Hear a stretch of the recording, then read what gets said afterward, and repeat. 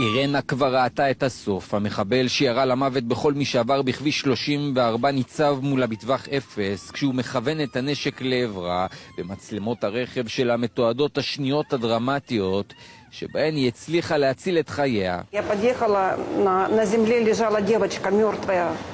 Я подумала, может, помощь нужна, может, еще что-то. А потом я не поняла, что за проблема. Подбежал ко мне этот самый араб с оружием. Я поняла, что надо или давить на газ, или меня возьмут в заложники. Я боялась, что меня возьмут в заложники. Я думала, только не сдаться живой. רגע לפני שהמחבל לוחץ על ההדק, אירנה שעד עכשיו העטה את המכונית כדי שלא לפגוע בגופות המוטלות על הכביש, לוחצת על דוושת הגז בכל הכוח, לחיצה שמצילה את חייה.